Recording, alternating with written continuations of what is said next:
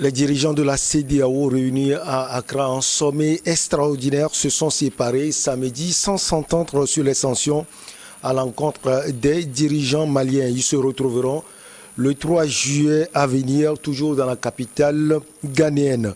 Notre invité est Luc Abaki, vous le connaissez, c'est un journaliste togolais. Luc Abaki, bonjour, c'est toujours un plaisir de vous avoir sur le plateau. Bonjour, je suis heureux de me retrouver à nouveau avec vous. Alors, on va parler de ce sommet extraordinaire d'Accra. Qu'est-ce qui a motivé, selon vous, le report, si on peut le dire, des sanctions contre non seulement le Mali, on va commencer ainsi, mais aussi contre la Guinée, Conakry et puis le Burkina Faso? Alors, on n'est pas dans les secrets de Dieu. On observe tout simplement qu'ils n'ont pas réussi à s'entendre sur la position commune qu'il faut adopter, précisément contre les trois pays et beaucoup plus contre le Mali. Bien entendu, parce que ces dernières semaines, il y avait beaucoup de bruit concernant justement la perspective de lever des sanctions. Mais je crois qu'à une de nos émissions ici, nous avons déjà fait part des risques de division et même de dislocation de la CEDEAO à partir de ce dossier malien. Parce qu'à partir de l'instant où il y a des forces exogènes qui interviennent dans les choix de la CEDEAO, à partir de l'instant où la CEDEAO s'est rendue coupable d'un certain nombre de décisions illégales et illégitimes à l'égard d'un pays membre, précisément qui est donc le Mali, à partir de l'instant où la Cour de justice de l'UEMOA a eu à demander clairement la levée de ces sanctions, qui est une justice donc de régulation, des mécanismes de fonctionnement donc, de tous les États membres donc, de l'UEMOA, etc. Et à partir du moment où on constate que les sanctions elles-mêmes ne sont pas efficaces, on peut aisément comprendre qu'en vérité, la CEDEAO est en train de subir une profonde dislocation, en tout cas des divisions qui sont réelles et qui prouvent qui donnent justement la preuve qu'ils ne sont pas en mesure d'avoir des résultats probants. Mais je pense qu'il est même du devoir des Maliens de ne rien attendre de la CEDEAO et je crois que c'est le contraire qui nous aurait surpris, c'est-à-dire que la CEDEAO parvienne à un accord, à une levée des sanctions à partir du sommet extraordinaire de la dernière fois. Dès l'instant où il y a encore cette guéguerre-là, cette façon d'être dans une position d'attaque contre le Mali, il est difficile que si rien de décisif n'a été fait, qu'à partir du simple rapport de l'émissaire, je veux dire, du médiateur de la CEDEAO, qu'on puisse avoir un résultat probant et qu'il y ait une levée des sanctions contre le Mali. Et comme vous l'aviez dit, ce sommet était un sommet d'espoir pour la levée des sanctions, surtout contre le Mali, parce que c'est le Mali qui était très sanctionné. Mais vous avez parlé de cette dislocation. Pour qu'on puisse parler de dislocation, il faut avoir deux ou plusieurs blocs. Alors, est-ce que vous pouvez nous situer précisément sur cette division au sein de la CEDEAO? Non, on ne peut pas. Ce qui est certain, c'est qu'on sait que le problème malien, en tout cas l'ensemble même des problèmes auxquels la CEDEAO est en train de faire face aujourd'hui, concerne les pays francophones. Et donc, il est certain que la France, ayant des intérêts majeurs, en tout cas géopolitiques majeurs dans cet espace-là, joue son rôle et elle ne s'en est jamais cachée. Notamment dans le cas malien, où il y a un bras de fer tout à fait ouvert entre justement la France et le Mali. À partir de cet instant-là, connaissant tout l'impact, tout le poids de la France sur les pays francophones, on peut imaginer qu'il y a un certain nombre de pays qui sont alignés, en tout cas derrière la France, et qui jouent un rôle relativement pernicieux contre, en tout cas, l'État malien ainsi que son peuple. Évidemment, on ne peut pas tout de suite suppiter ou imaginer les blocs qui sont là, mais à partir de l'instant où ils n'arrivent pas à s'entendre, c'est que forcément, c'est vrai qu'il y a des pays qui ont clairement pris des positions à la place publique, comme le Togo, qui estiment que la position du Togo a toujours été la levée des sanctions, que de privilégier le dialogue, de faire en sorte que ces problèmes circonstanciels qui sont en train donc d'entacher la vie des pays de la CEDEAO puissent être surmontés. Donc ça veut dire qu'en réalité, il y a un besoin de détachement, il y a un besoin de leadership au sein de la CEDEAO qui causent véritablement problème. Maintenant, c'est vrai, quand vous suivez les chaînes internationales comme TV5 Monde, qui dit qu'en réalité, c'est le Nigeria, le Ghana et le Niger qui ont bloqué le processus d'accord et de levée des sanctions. Bon, moi je considère cela comme une façon de nous distraire sur les vrais auteurs qui bloquent en fait cette levée des sanctions qui ne devrait en réalité être naturelle. Parce que je ne vois pas l'intérêt que le Nigeria aurait. Mais à au même moment, Louis oui. Kibaki, depuis le début de la crise, les Africains de l'Ouest attendaient forcément la réaction du Nigeria. Jusque-là, on n'a pas eu la réaction du Nigeria ni du président Buhari. On voit la position du Ghana et de son président. Les gens les qualifient de francophiles également. Le Niger, on le voit toujours, le président Bazoum est derrière toujours la France. On peut comprendre l'analyse là des Occidentaux.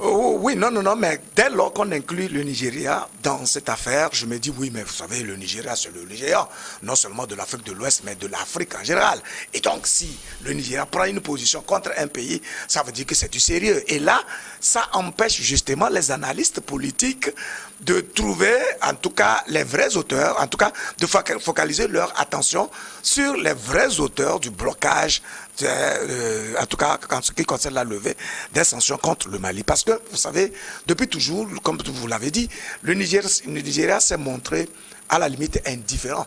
Parce que souvent, quand il y a un sommet sur le Mali, le président Buhari envoie plutôt son vice-président. Ça veut dire qu'il y a un désintérêt et cela se comprend. Parce qu'en général, la pratique au sein de la CEDEAO, c'est que lorsque c'est un pays francophone qui a des soucis, souvent la ligne dure est portée précisément par un autre pays francophone.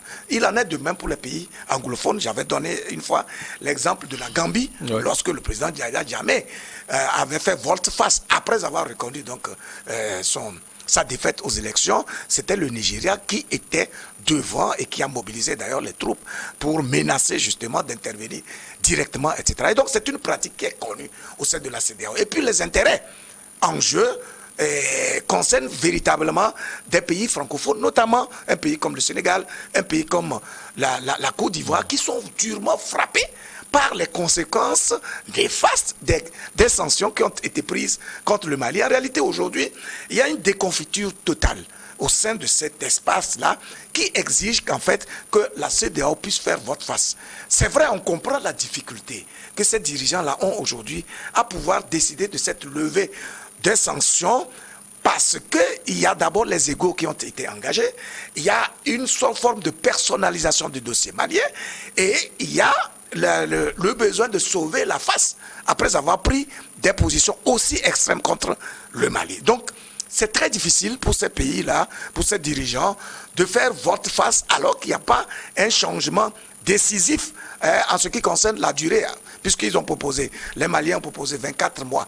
Et la CEDEAO a déjà rejeté cela.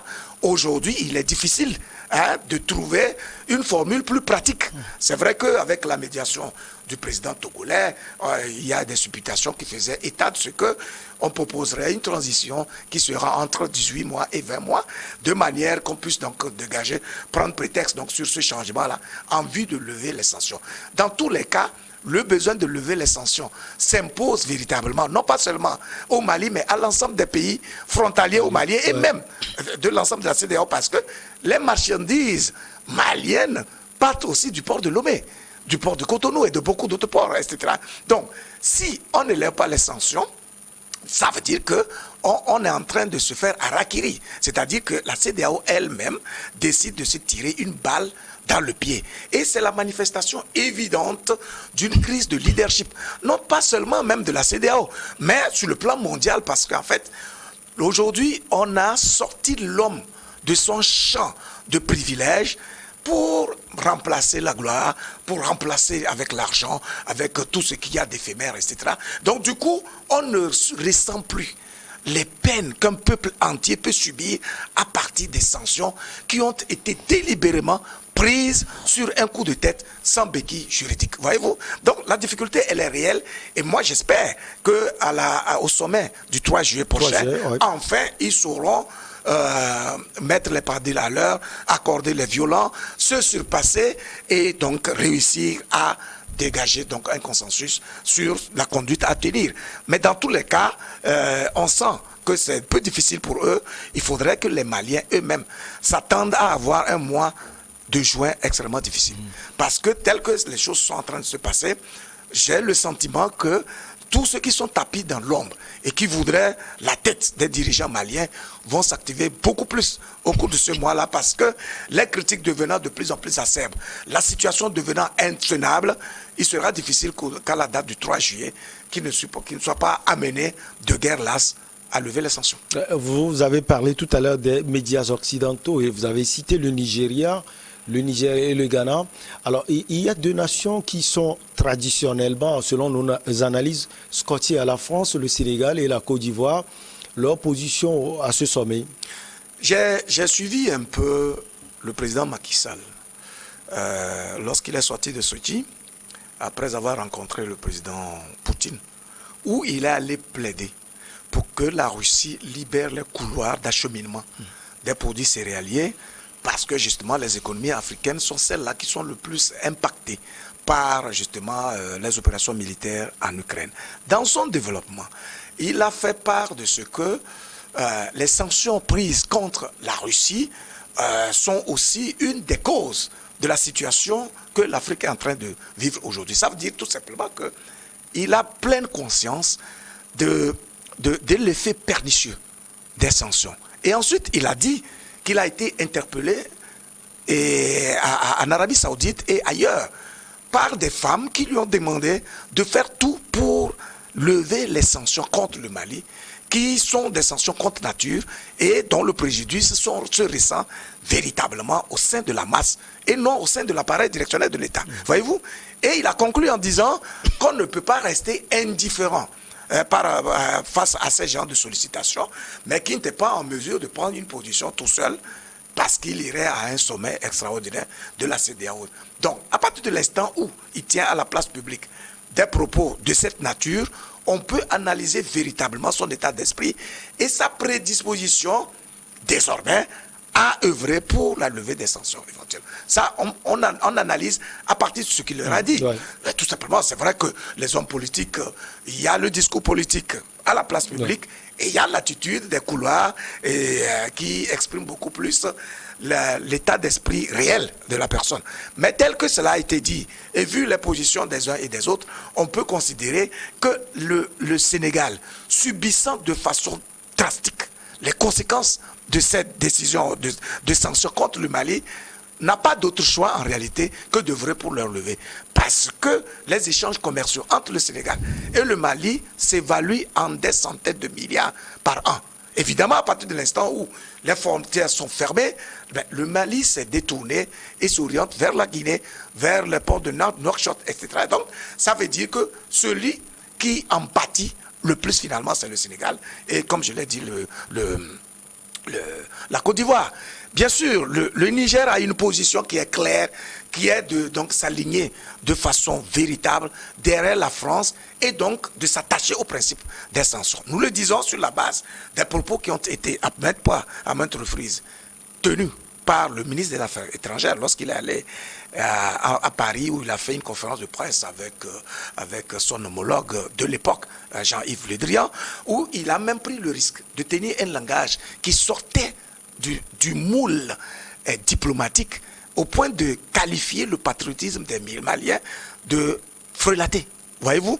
Donc ça veut dire qu'il y a une position qui est très claire, y compris même le président Bazoum qui a toujours estimé que, écoutez, il n'était pas convenable qu'on puisse laisser le pays, les Maliens, dirigés par une junte militaire, tout comme la Côte d'Ivoire où le président Ouattara a même fait des démarches auprès du Gabon, qui est un pays donc représentant du Togo au Conseil de sécurité non permanent de sécurité. Il a plaidé en faveur de ce que ce pays-là puisse soutenir la position de la CEDEAO contre le Mali. Donc ça veut dire qu'il y avait des positions tranchées qui sont connues et affichés à la place publique. Et on peut donc analyser en se disant que bon, ces gens-là, évidemment, n'ont pas forcément changé de position dès l'instant où nous savons qu'en réalité, ils sont titillés par la France, qui est aussi tapis dans l'ombre. On comprend, hein, bien entendu, que le président du Togo a eu à faire des démarches auprès du président Ouattara pour plaider la cause du Mali et envisager la perspective de cette levée-là.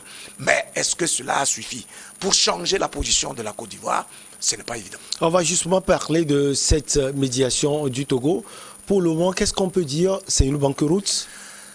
Bon, on ne peut pas le dire parce que moi je crois que c'est des actions de couloir qui se font véritablement. Ce n'est pas d'aller de pays en pays et puis de s'afficher à la place publique, puisqu'il est question de parler entre chefs d'État.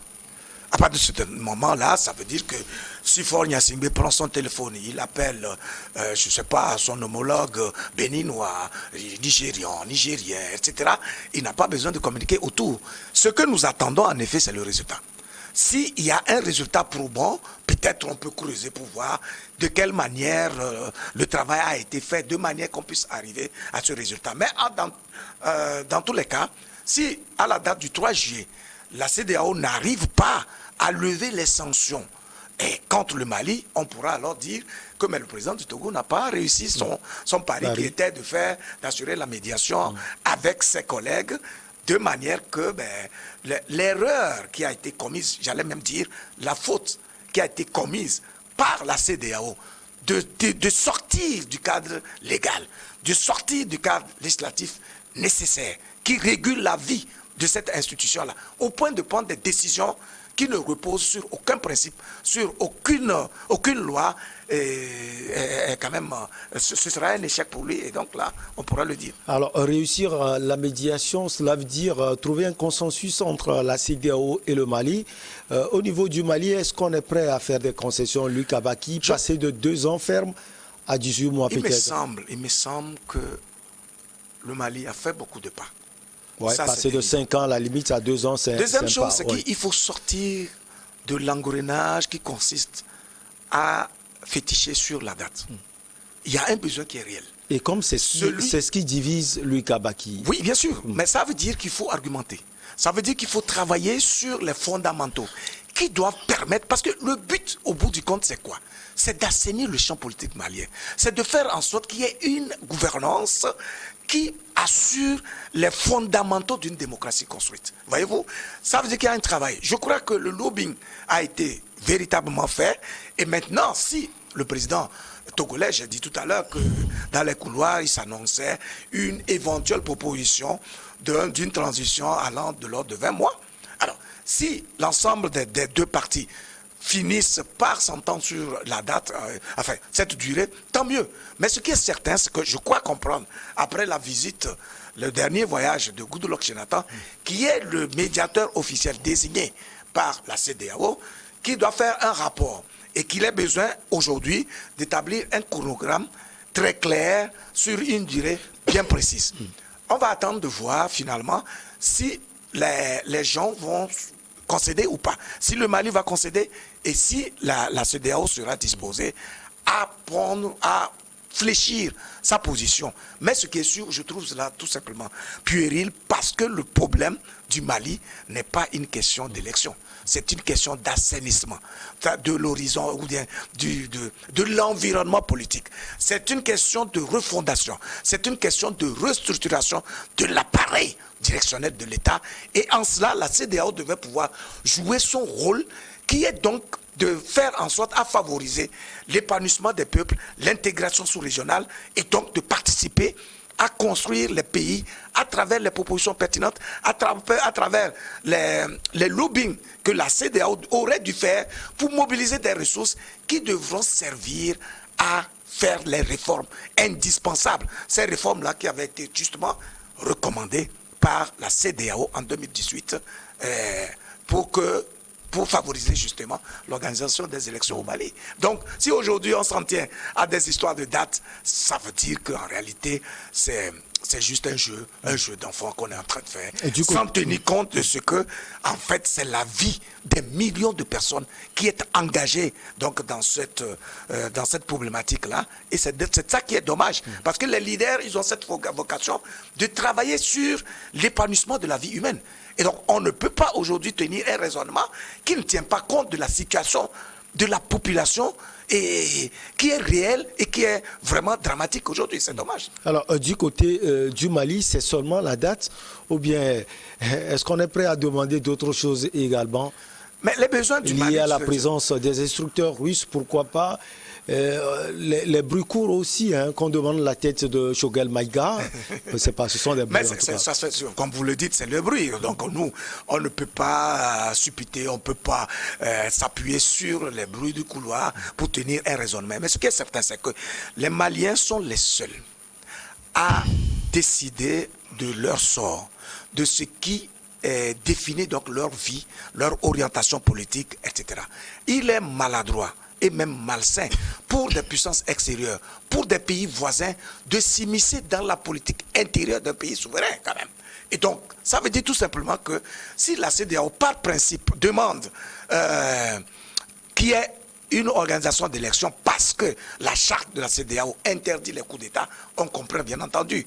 Et dans ce cas, justement, il faut appliquer les mêmes mesures contre tous ceux qui ont été auteurs des coups d'État. Mais avant cela, vous savez, pour être en mesure d'être rigoureux, d'appliquer la loi, il faut que vous-même vous soyez irréprochable. C'est-à-dire que ceux qui veulent aujourd'hui donner les leçons de démocratie au Mali et aux autres pays qui ont fait les coups d'État devraient en réalité donner l'exemple, servir de modèle, montrer par leurs actions internes qu'ils sont des pays démocratiques et qui respectent les lois, qui respectent la vie des pays, enfin des populations, etc., etc. Mais quand vous analysez le contexte de beaucoup de pays, en tout cas de notre espace, on se rend bien entendu compte qu'ils ont plus même de faiblesse que des pays où il y a eu des coups d'État. Donc, le coup d'État, il n'est pas que militaire. Il y a beaucoup de coups d'État. Je pense que nous en avons parlé à plusieurs reprises. Dans tous les cas, les enjeux pour la CEDEAO sont réels. Il va falloir qu'elle s'harmonise, bien entendu, avec sa vision, avec sa vocation, avec ses textes, avec son aspiration à intégrer les États, à épanouir les peuples et à faire en sorte que lorsqu'on parle de la démocratie, que ce ne soit pas un vain mot, une conception dont on a déchargé toute la substance, mais que ce soit des éléments convaincants, déterminants et persuasifs qui donnent la preuve qu'effectivement nous sommes dans un processus de consolidation de la démocratie. Mais pour l'instant, on a comme l'impression que c'est une ligue des égaux contre des pays, des systèmes, des régimes. Et dans ces conditions-là, les peuples ne se retrouvant pas dans ce qui se fait par la CEDEAO, il sera difficile de les supporter et de s'y retrouver. Voilà. Alors, est-ce que vous pensez que le départ de Jean-Claude Kassi-Ebro va apporter justement un point positif à cette médiation parce qu'il est annoncé au niveau de la BCEAO en tant que gouverneur général et c'est le président ivoirien Alassane Ouattara qui l'a déclaré? Non, ça ne servira pas à grand-chose. Je vais vous expliquer tout simplement pourquoi. En fait, Jean-Claude Brou est un fonctionnaire de la CEDEAO. Il est commis par la Côte d'Ivoire pour être à ce poste-là. Donc, il ne peut pas appliquer, il ne pouvait pas faire autre chose que la vision ou la politique définie par son pays, notamment le président Alassane Ouattara. Donc, ça veut dire que même si on change aujourd'hui le président en exercice de la CEDEAO, de la commission de la CEDEAO, ça ne servira pas à grand-chose puisqu'il sera tout simplement un fonctionnaire. Voyez-vous? Et puis, à plus forte raison, même à la BCEAO où il y sera, il ne fera qu'appliquer ce qui lui... La preuve, c'est que la BCEAO, qui est dirigée par un Ivoirien, a appliqué des sanctions sans tenir compte des textes qui régissent le fonctionnement de la BCEAO. Voyez-vous? En réalité, la BCEAO n'a pas à recevoir des injonctions, des instructions, des dictats venant des hommes politiques. C'est une institution bancaire qui est chargée de gérer les fonds souverains des États membres. Et donc, il n'y a pas d'instruction à recevoir. Alors, si nous en sommes arrivés là, ça veut dire que l'élément politique a pris le dessus sur la démarche technique, la démarche professionnelle, la démarche qui permet à une banque centrale de rester professionnelle. Et donc, ça veut dire que, quelle que soit la personne qui est là-bas, il faut s'attendre à ces mêmes errements si les dirigeants au haut niveau ne décident pas eux-mêmes de se montrer disciplinés par rapport aux textes qui se sont donnés et qui doivent réguler la vie de l'ensemble. Vous voyez qui le remplacer? Jean-Claude Cassibrou. Mais je crois que c'est toujours la Côte d'Ivoire qui est habilitée à changer ou alors on me parlait du Gambien, du ministre des Affaires étrangères gambien qui est positionné. Parce qu'en fait, la direction de cette commission se fait par l'ordre alphabétique. Après la Côte d'Ivoire, je pense que c'est normalement la Gambie, il me semble. Mais bon, il appartient bien sûr au chef d'État de décider de la personne qui va remplacer Jean-Claude Cassibrou à ce poste. La Gambie serait parmi ceux qui veulent que les sanctions soient corsées pour le Mali. Ça va être hardi encore plus pour le Mali. Mais tout ça, ça fait partie des supputations. Bien entendu, on n'a pas une position officielle, mais c'est difficile bien sûr de se prononcer. Mais ça m'étonnerait bien que la Gambie soit dans cette posture-là.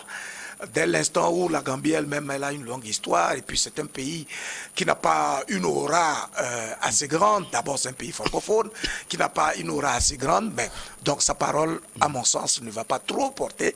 Si les géants de la CEDEAO décident d'une conduite à tenir, les autres ne pourront que suivre. On peut s'attendre à quoi le 3 juillet à venir? C'est un peu difficile de présager, mais il est fondamental. Et là, nous sommes obligés justement de rappeler les fondamentaux, la vision, la vocation de la CEDEAO. De rappeler à nos dirigeants qu'ils ont un devoir historique de prendre des positions qui riment avec les aspirations des peuples. Je crois que tout le tollé que les sanctions contre le Mali a eu à engendrer, à occasionner au sein de l'espace de la CEDEAO et même au-delà, dans le monde francophone en général et dans le monde entier, devrait amener les présidents à comprendre que les enjeux sont grands, que le principe même de lever ces sanctions-là s'impose à eux parce que, ils ont été déboutés par leur propre cour de justice, parce que leurs sanctions ne reposent sur aucun principe, parce que leurs sanctions n'ont pas d'effet escompté. Parce que la vision, en effet, était précisément de démanteler le régime malien. Il se trouve que dans les 5 mois, le régime malien s'est consolidé, a mené plus d'actions qu'il n'avait mené par le passé en faveur du peuple. Il y a eu des décisions très fortes, beaucoup d'actions, beaucoup de mouvements, beaucoup de dispositions qui ont été prises et qui montrent qu'en fait, les dirigeants maliens sont disposés à travailler en tant que leaders en faveur de leur population. Et dès l'instant où il y a une dynamique unitaire qui est au sein de la masse, ils ont le soutien de la population malienne, il n'est pas du ressort des dirigeants extérieurs de donner des leçons de conduite à un pays souverain. Donc, je profite en même temps pour appeler ou interpeller les dirigeants maliens eux-mêmes afin qu'ils continuent de travailler de façon rigoureuse à l'unité de la nation, à faire en sorte qu'il n'y ait pas de fissures, qu'il n'y ait pas de division inutile, qu'il n'y ait pas de guerre qui participerait à disloquer cette dynamique-là qui inspire quand même l'admiration de tous les observateurs extérieurs et qui montre que le miracle en Afrique est possible à partir d'un leadership éclairé et surtout serviteur.